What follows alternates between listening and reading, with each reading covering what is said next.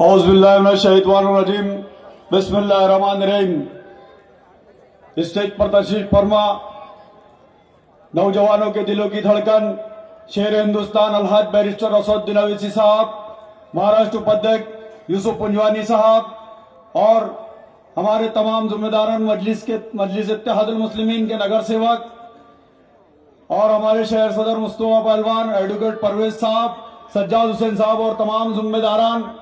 یہاں پر موجود ہے۔ عزیز دوستوں، نوجوان ساتھیوں، جیسا کہ آپ جانتے ہیں کہ آل انڈیا مجلس اتحاد المسلمین جو ہندوستان کی سرزمین پر ایک شہرت یافتہ پارٹی بن رہی ہے، اس کا صرف حقائق یہ ہے کہ جب بھی اپنے جلسے کرتی ہے تو الحاج بیرسٹر اسد الدین اویسی صاحب پوری طاقت کے ساتھ عوام کے سامنے عوام کے دل کی بات رکھتے ہیں اور بے باکی کے ساتھ پارلیمنٹ کے اندر اپنی آواز اٹھاتے ہیں۔ اس لیے ہندوستان کی ہر سرزمین پر، ہر شہر پر آج مجلس اتحاد المسلمین کے دیوانے پائے جا رہے ہیں۔ الحمدللہ ثم الحمدللہ، اکولا کی سرزمین پر حالات خراب ہوتے ہیں تو مجلس اتحاد المسلمین بے باکی سے سامنے آتی ہے، اور الحمدللہ ثم الحمدللہ ہندوستان کی سرزمین پر چاہے وہ دادری کا مسئلہ ہو، وہ بابری کا مسئلہ ہو، وہ اخلاق کا مسئلہ ہو، کیا وہ جنید کا مسئلہ ہو، جب بھی کوئی مدعا اٹھتا ہے تو ہمارے الحاج بیرسٹر اسد الدین اویسی صاحب پارلیمنٹ میں سب سے پہلے اپنی آواز اٹھاتے ہیں۔ چاہے وہ دلت پر اتیاچار ہو،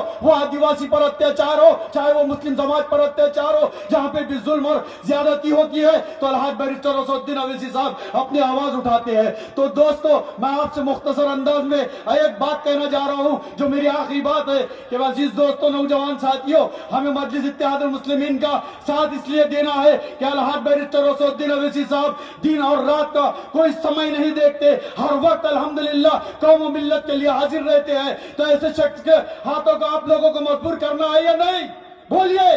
کرنا ہے نا؟ تو ایک بار پوری طاقت سے میرے ساتھ ہاتھ اٹھا کر بتائیے کہ جو پربھاگ کے اندر جہاں جہاں پتنگ نشانی ہے اس کو 15 تاریخ کو کامیاب کریں گے انشاءاللہ۔ اب میں آپ کو اپنی رخصتی لیتے ہوئے مجلس کی ایک نعرے کی بات کر دیتا ہوں کہ نعرہ تکبیر، نعرہ تکبیر، بیرسٹر اویسی صاحب، مجلس اتحاد المسلمین، وآخر دعوانا الحمدللہ۔ ماشاءاللہ، آپ تمام